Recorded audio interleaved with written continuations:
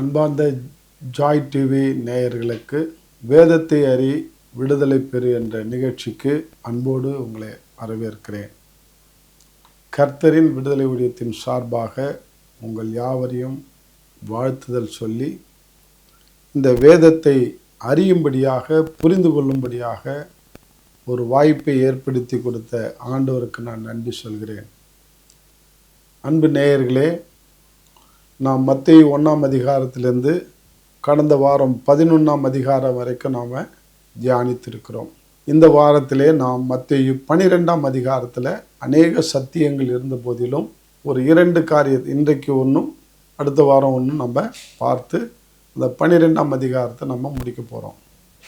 அதனாலே தொடர்ந்து நீங்கள் வேதத்தை அதிகமாக கற்றுக்கொள்ள விரும்பினால் எங்களுடைய கீழ்கண்ட முகவரிக்கு நீங்கள் தொடர்பு கொண்டு மக்கனாயம் பைபிள் கல்லூரியிலே சேர்ந்து நீங்கள் பலனடையும்படியாக உங்களை யாவரையும் அன்போடு கேட்டுக்கொள்கிறேன். அதில் சிடிஹெச்லேருந்து சர்டிஃபிகேட் ஆஃப் தியாலஜியிலிருந்து இன்றைக்கி எம்டிஹெச் வித் பிஹெச்டி வரைக்கும் நாங்கள் வகுப்புகளை எடுக்கிறோம். அநேகர் பயின்று ஆசீர்வாதத்தை பார்க்கிறார்கள். எனவே இந்த மக்கனாயம் பைபிள் காலேஜில் உங்களை இணைத்து கொண்டு அதன் மூலமாக வேதத்தை இன்னும் அதிகமாக ஆழமாக அறிந்து கொண்டு ஆண்டவருக்கென்று சீஷர்களாய் செய்கிற ஊழியக்காரியாய் நாம் வளர எங்களால் முடிந்த உதவியை நாங்கள் செய்கிறோம்.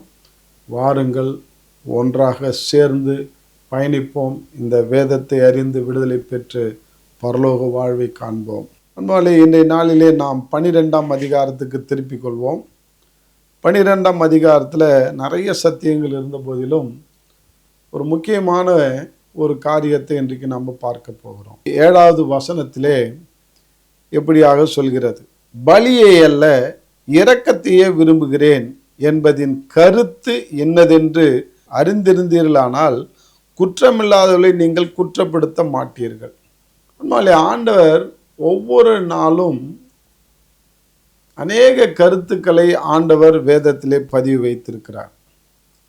பலியை அல்ல இரக்கத்தையே விரும்புகிறேன் என்பதின் கருத்து என்னதென்று அறிந்தீர்களானால், ஒவ்வொரு கிறிஸ்தவர்களும் அறிந்து கொள்ள வேண்டிய, புரிந்து கொள்ள வேண்டிய ஒரு ஆழமான சத்தியம் இங்கே பதிந்திருக்கிறது. என்னன்னா, ஆண்டுடைய விருப்பம் என்ன, ஆண்டவர் எதை விரும்புகிறார் என்பதை நாம் கருத்திலே கொள்ள வேண்டும்.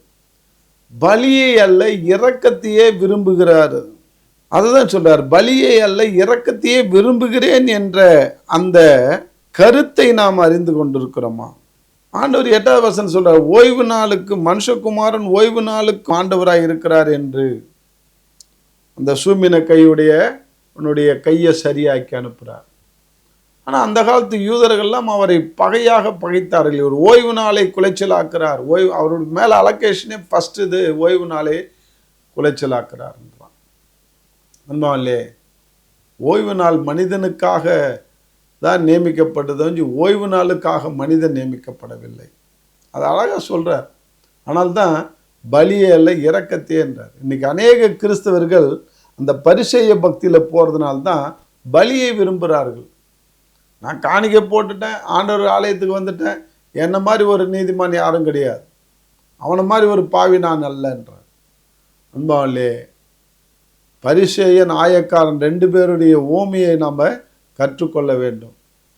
அதில் என்ன சொல்கிறார், ஆயக்காரன் மாரில் அடிச்சுட்டு அழுகுறான், ஆண்டவரே நான் பாவியாகி என் மேலே கிருபியாயிரும் என்று.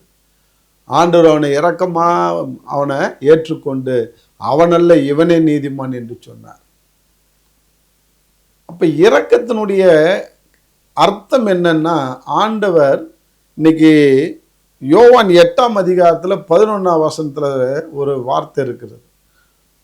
அந்த கையுமையுமாக பிடிபட்ட ஒரு விபச்சார ஸ்திரியை கொண்டு வந்து ஆண்டவர் முன்னாடி நிறுத்துறான். இவளை கையுமையுமாய் பிடிக்கப்பட்டதுனால இவளை கல்லெறிந்து கொள்ள வேண்டும், மோசேயுடைய லா பிரகாரம் என்று சொல்கிறார்கள். அப்போ அவர் சொன்னார், உங்களில் யார் பாவம் செய்யலையோ முதலாவது கல் எடுத்து அடினார். எல்லாம் கல்லை கீழே போட்டு போயிட்டாங்க. அப்போ சொன்ன வார்த்தை தான் படிங்க, 8:11 படிக்கிறேன். அதற்கு அவள், இல்லை ஆண்டவரே என்றாள். இயேசு அவளை நோக்கி, நானும் உன்னை ஆக்கினைக்குள்ளாக தீர்க்கதில்லை, நீ போய் இனி பாவம் செய்யாதே என்றார். நானும் என்பதற்கு அர்த்தம் என்னன்னு அது அர்த்தம் தெரியாதே இன்னைக்கு நிறைய பேர் என்னன்னோ சொல்லிட்டு கிடக்கிறோம். நான் ஒரு டிவி நிகழ்ச்சியிலே ஒரு டிபேட்டை பார்த்தேன். டிபேட் என்றால் முஸ்லிம்களுக்கும் கிறிஸ்தவர்களுக்கும் வாக்குவாதம் நடைபெற்றதை ஒளிபரப்புனாங்க. அதை பார்க்கும்போது இந்த சைடில் ஒரு 5 பேர் உட்காந்துட்டாங்க, இந்த சைடில் 5 பேர் முஸ்லீம்கள் உட்காந்தாங்க, இந்த பேர் கிறிஸ்தவர் வேத பண்டிதர் உட்காந்தாங்க. இவங்களை பார்த்து கேள்வி கேட்குறாங்க, அவங்க இவங்களுக்கு பதில் சொல்கிறாங்க, அவங்க கேள்வி கேட்குறாங்க, இவங்க பதில் சொல்கிறாங்க. இதை டிபேட்டுன்னு சொல்லுவாங்க. அதை வீடியோ எடுத்துகிட்டு இருக்கிறாங்க, அதை ஒளிபரப்பிட்டு இருக்கிறாங்க. அன்பாலே அதை நான் பார்த்து கொண்டிருந்தேன். அதில் ஒரு முஸ்லீம் கேட்டார், இயேசு ஆண்டவர் மோசேயுடைய லாவை மீறிட்டாரு, இது நியாயமா? எங்கப்பா மீறினாரு அப்படின்னா, மோசேயுடைய லா பிரகாரம் கையுமையுமாய் பிடிப்பட்ட ஸ்திரியை கல்லால் அடித்து கொல்ல வேண்டும், அதான் மோசேயுடைய நியாய பிரமாணம். அதை இயேசு ஆண்டவர் செய்யலை, மீறிட்டாரு அப்படின்னா, ஒன்று மோசேயுடைய லாபம் மீறினதா சொல்லணும், இல்லைன்னா அவர் பாவம் செய்ததுக்கு அர்த்தமாக இருக்கணும் அப்படின்னா. எனக்கு அப்படியே தூக்கி வாரி போட்டுது. ஒரு பாவத்தை அறியாதவர் இயேசு ஆண்டவர், இந்த முஸ்லிம் மக்கள் அவரை பாவி என்று நியாயம் தீர்க்கிறார்கள். ஆனால் நம்ம ஆளுங்க கிறிஸ்தவர்கள் அவருக்கு பதில் சொல்ல முடியாமல் உட்காந்துக்கிறாங்க. அதனால ஏன் அவர் நியாயம் தீர்க்கல? ஒரு கல்லால், ஒரு சின்ன கல்லால் ஃபார்மாலிட்டிக்கு எடுத்து அடிச்சிருக்கணும்ல, ஏன் அடிக்கலை? அப்போ அவர் பாவம் செஞ்சாரான்னு கேள்வி கேட்குறான். எதிர்க்க உட்காந்துருக்கிற 5 வேத பண்டிதரும் கம்முன்னு இருக்கிறாங்க, பதில் சொல்ல முடியல. ரொம்ப வேதனைப்பட்டேன். அன்பா இல்லையா? அதனுடைய கருத்து என்னன்னா, அவர் இரக்கமுள்ள தேவன் என்பதை அங்கே நிரூபித்தார். அன்பா இல்லையா? அதனால்தான் அதை சொல்றார், நான் பலியே அல்ல இரக்கத்தையே விரும்புகிறேன் என்று. இவளை நியாயம் தீர்க்கிறது பெருசு கிடையாது. அவளுக்கு நான் பாவ மன்னிப்பு கொடுத்து அவளுக்கு இறக்கப்பட்டனா அவ இனி வாழ்நாள் முழுவதும் அந்த பாவத்தை செய்ய மாட்டா என்று சொல்லி அந்த பாவ மன்னிப்பை ஆண்டவர் இரக்கத்தின் மூலமாக கொடுத்தார் என்று பார்க்கிறோம். அப்ப அதனால்தான் வேதம் சொல்கிறது, ஆண்டவராகி இயேசு கிறிஸ்து இரக்கத்தில் ஐஸ்வர்யம் உள்ளவர். அதனால இன்னைக்கு நீ நான் இறக்கப்பட வேண்டும். அதுதான் ஆண்டவருடைய இரக்கத்தை கற்றுக்கொள்ளு. அதுதான் ஆண்டவர் நம்மள மேல வைத்திருக்கிற ஒரு காரியம். பாருங்க, மத்தேயு 5ஆம் அதிகாரம் 7வது வசனத்துல அது சொல்றாரு, இரக்கம் உள்ளவர்கள் பாக்கியவான்கள், அவர்கள் இரக்கம் பெறுவார்கள். நீ ஒருத்தவனுக்கு இறங்கினாதான் உனக்கு ஆண்டவர் இறங்க முடியும். நீ அடுத்தவனை நியாயம் தீர்க்கும் போது அடுத்த ஆண்டவர் உன்னை நியாயம் தீர்த்துட்டு போயிடுவார். இதில் அநேக ஓமைகளை ஆண்டவர் சொல்லியிருக்கிறார் உயிரோடு இருக்கும்போது. ஏனென்றால் நான் உனக்கு இறக்கப்பட்டேன், உனக்கு நான் மன்னித்தேன், அதே போல் நீ அடுத்தவங்களுக்கு இறக்கப்பட்டு மன்னிச்சுக்கோங்க, மன்னிச்சு. இந்த சத்தியத்தை நம்ம கற்றுக்கொண்டோமா? கொஞ்சம் யோசிச்சு பாருங்க அம்மாவே. அதனால்தான் சொல்றாரு, இறக்கப்படுகிறவர்கள் இரக்கம் பாராட்டப்படும் பரலோகத்தில். என்ன அந்த நியாய தீர்ப்பு வேலையில அவர்கள் இரக்கம் பாராட்டப்படுவார்கள்.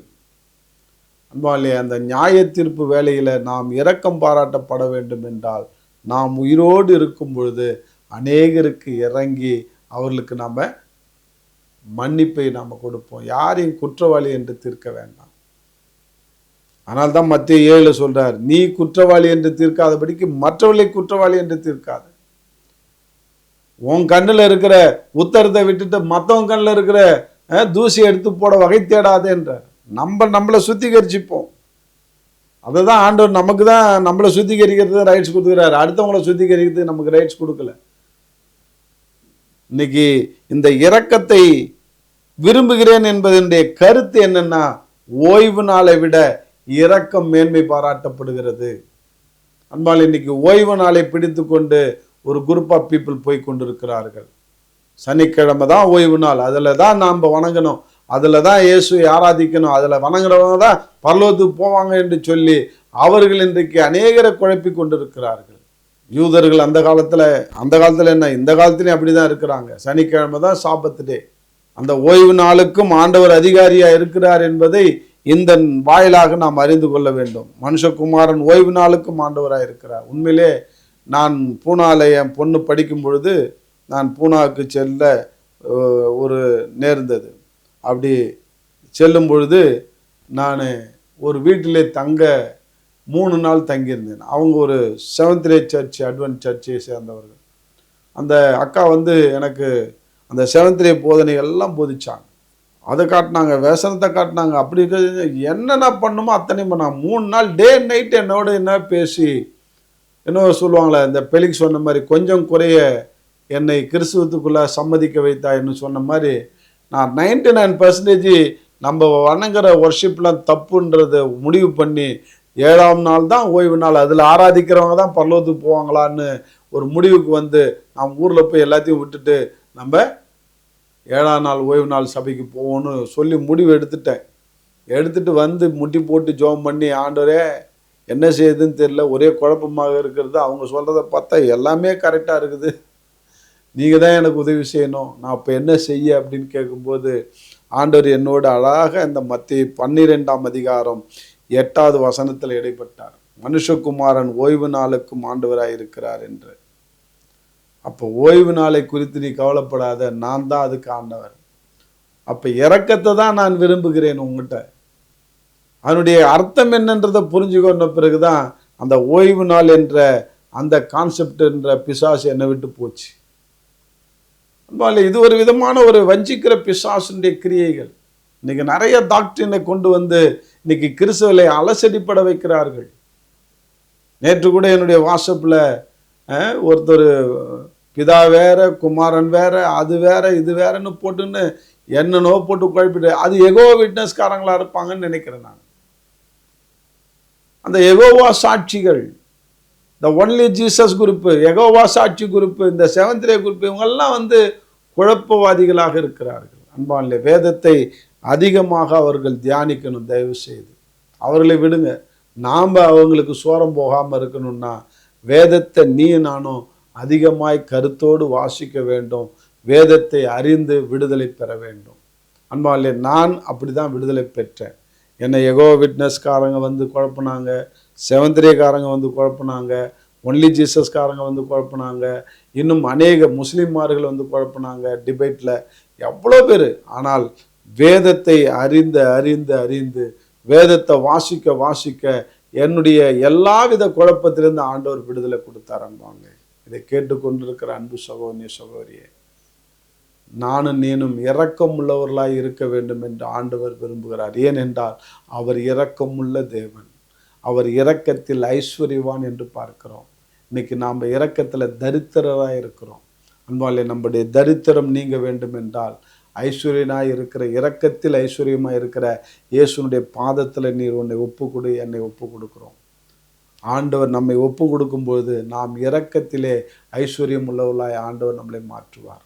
அன்பாலே, ஒரு ஓமியை ஆண்டவர் வைத்திருக்கிறார். ஒருத்தன் 3 பேர் ஒரு முதலாளிகிட்ட கடன் பெற்றானான். ஒருத்தன் இந்த நம்ம காலத்தில் பணத்தை வச்சு மதிப்பீடில் வச்சு நான் சொல்கிறேன். ஒருத்தன் 1 லட்சம் ரூபாய் கடன் பெற்றான், ஒருத்தன் 50,000 ரூபாய் கடன் பெற்றான், ஒருத்தன் 1000 ரூபாய் கடன் பெற்றான். இந்த 3 பேரும் கொடுக்கறதுக்கு வழி இல்லாமல் அந்த முதலாளிகிட்ட போய் அழுது கெஞ்சுறாங்க, எங்களால் கொடுக்க முடியல, எங்களை எப்படியாவது இது பண்ணுங்க. அவர் ஓகே போய் மன்னிச்சிட்றேன், 3 பேரும் கொடுக்க தேவையில்ல, போயிட்டு வாங்கன்றார். இதில் யார் அதிகமாக சந்தோஷப்படுவான்னா, இந்த 1 லட்சம் வாங்கினவன் தான் சந்தோஷப்படுவான். 1000 ரூபா வாங்கினவனை பார்த்து, ஏய் நான் 1 லட்ச ரூபா வாங்கணும் பாரு, எனக்கு மன்னிச்சிட்டாரு, நீ 1000 ரூபா வாங்கினேன். அந்த 1 லட்ச ரூபாய்க்கு மன்னிக்கப்பட்டவன் அவனுக்கு 1000 ரூபா ஒருத்தன் தரணும், அவனை கட்டி வச்சு உதச்சி 1000 ரூபா கொடுத்தாதான் நீ போகலான்னு சொன்ன உடனே இந்த 1000 ரூபா மன்னிக்கப்பட்டவன் போய் முதலாளிகிட்ட சொல்லிட்டான், 1 லட்ச ரூபா அவனுக்கு மன்னிச்சிங்க, 1000 ரூபா ஒருத்தன் தரணும், அவனை போய் கட்டி வச்சு உதைக்கிறான்னு, அவனை இட்டுட்டு வா அப்படின்னாரு. இட்டுட்டு வந்து இவனை கட்டி வச்சு 1 லட்ச ரூபா கொடுத்துட்டு நீ போடா அப்படின்னாரு, இல்லைன்னா உனக்கு அடிதான்னாரு. அடித்தார். அப்போ இறக்கம் இவன் பாராட்டுனால அவனுக்கு இறக்கம் பாராட்டலை. அவன் தன்னிடத்திலே வாங்கின 1000 ரூபாய்க்கு வாங்கினவனுக்கு அவன் இறக்கம் பாராட்டியிருந்தான்னாக்கா நிச்சயமாக திரும்ப அவனை கட்டி வச்சிருக்க மாட்டாங்க. அப்போ நீ நானும் என்ன செய்கிறோம்? அவனிலே இரக்கம் பாராட்டுகிறோமா? நம்மளை விட எளியவர்கிட்ட, ஏழைகள்கிட்ட, மற்றவங்கள்கிட்ட, பாவிகள்கிட்ட இரக்கம் பாராட்ட கற்றுக்கொள்வோம். கர்த்தர் நமக்கு உதவி செய்வாராக. செபிப்போம். அன்பின் தகப்பனே, நன்றியோடு துதிக்கிறோம். இரக்கம் பாராட்டுகிறவர்கள் இரக்கம் பெறுவார்கள். அதன்படி நாங்களும் நடக்க உதவி செய்வோம். இயேசு கிறிஸ்து நாமத்தை ஜெபிக்கிறேன். சொல்ல தகப்பனே, ஆமென்.